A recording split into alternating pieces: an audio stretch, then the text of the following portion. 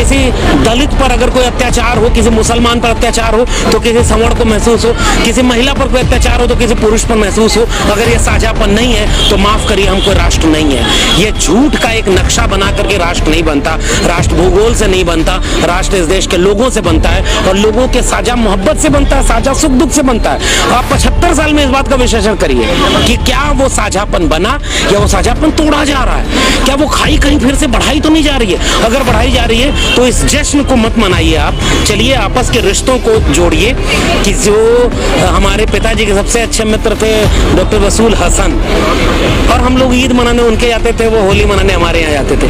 आज पता चला कि सरकार कह रही है कि 800 साल का हिसाब हम लेंगे, तुम्हारी मस्जिद के नीचे मेरा शिवलिंग है, तुम्हारा धर्म हमारे धर्म के लिए खतरा है। मैं कैसे साझापन में मनाऊंगा कि वो दोनों एक ही भारत के रहने वाले थे। इसलिए मेरी चिंता बतौर नागरिक ये होनी चाहिए कि मेरा राष्ट्र कहीं कमजोर तो नहीं किया जा रहा है और भीतर से खोखला करके बाहर से बड़ा बड़ा झंडा, बड़ा तिरंगा और पूरा तिरंगा मैं कर दो। ये मुझे लगता है कि बहुत बड़ा धोखा है। अरे मैं पूछता हूँ कि कांवड़ ढोने, हिंदू धर्म को बचाने, अमृत महोत्सव को बचाने इस देश के अधिकारी, कर्मचारी, ब्यूरोक्रेट, नेता, बड़े बड़े उद्योगपति, उनके घर के बच्चे क्यों नहीं जाते भाई?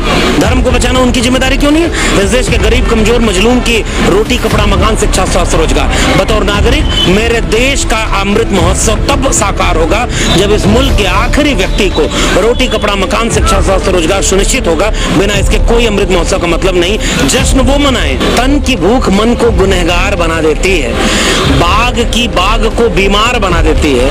भूखे पेटों को राष्ट्रभक्ति सिखाने वालों, भूख इंसान को गद्दार बना देती है।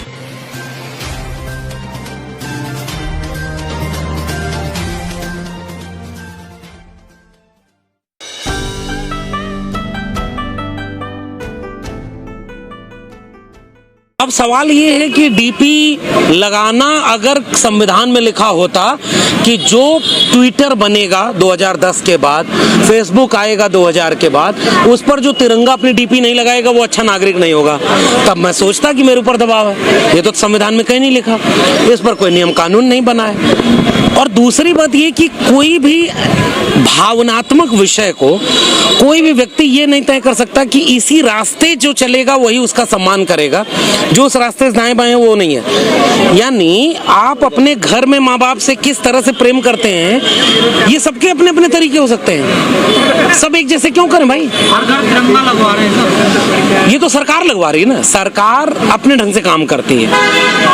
सरकार का अब विश्लेषण आप कर सकते हैं कि सरकार तिरंगे के जरिए क्या वाकई किसी किस्म के राष्ट्र प्रेम जो कि कम था, थर्मामीटर राष्ट्र प्रेम वाला लगा करके सरकारों ने देखा और उस थर्मामीटर से नापा पहले कि इस देश में अगर तिरंगा नहीं लगेगा तो देश के नागरिकों की राष्ट्रभक्ति थोड़ी कम हो रही है, तो चलो सब लोग तिरंगा लगाओ। ऐसा तो नहीं हुआ ना, कहीं ऐसा तो नहीं। हम उस भीड़ का हिस्सा बनने की बजाय, हम प्रोफेसर लोग हैं, हम पढ़ने लिखने वाले लोग हैं, समझते हैं कि राजनीति कैसे होती है, नीतियां कैसे बनती है, प्रचार कैसे होता है, कोई भी काम का इवेंट कैसे किया जाता है, तो हम उसके पर्दे के पीछे का भी सच देखना चाहते हैं कि हर घर तिरंगा ये एक पक्ष है, हर घर में रोटी है कि नहीं ये उसका दूसरा पक्ष है, हर घर में महंगाई का कितना असर है, बेरोजगारी का कितना असर है, नौकरी नहीं मिल रही है, शिक्षा खत्म हो गई, उस घर में क्या होगा? केवल तिरंगा। कैसे तिरंगा लगेगा?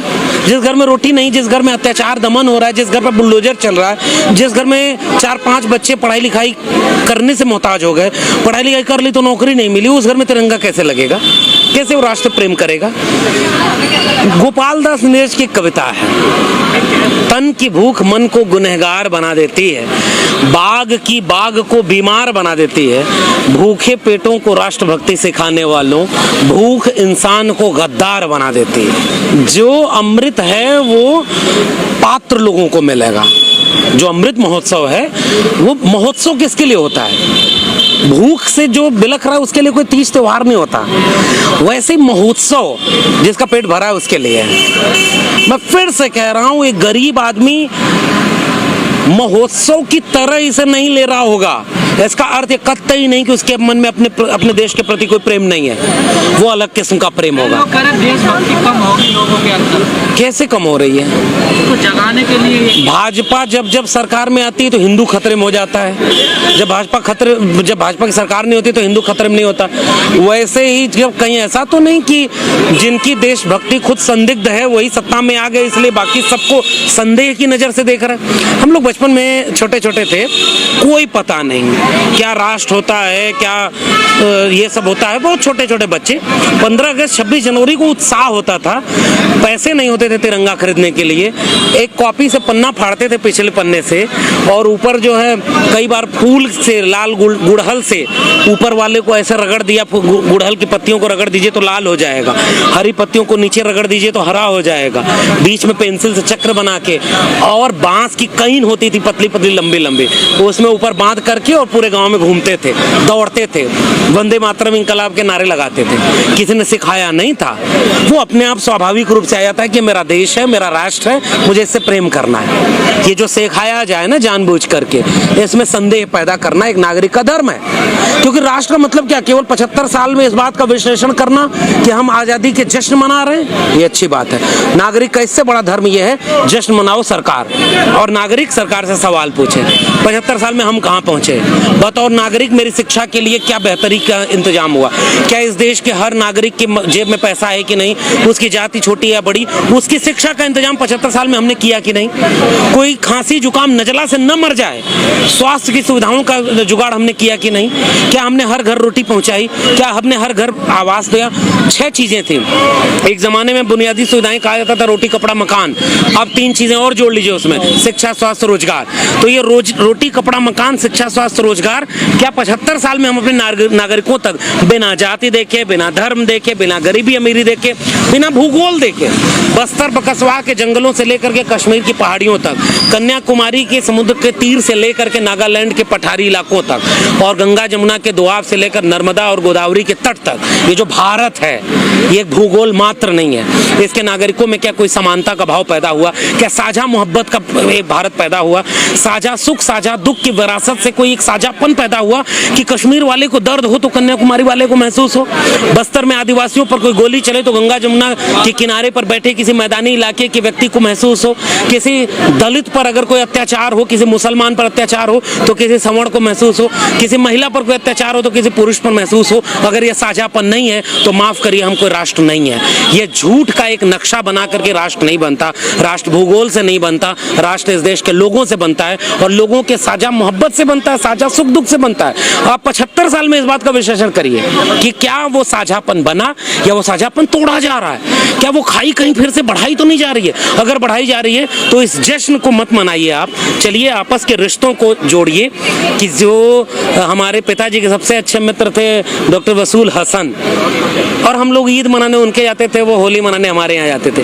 आज पता चला कि सरकार कह रही है कि 800 साल का हिसाब हम लेंगे, तुम्हारी मस्जिद के नीचे मेरा शिवलिंग है, तुम्हारा धर्म हमारे धर्म के लिए खतरा है। मैं कैसे साझापन में मनाऊंगा कि वो दोनों एक ही भारत के रहने वाले थे।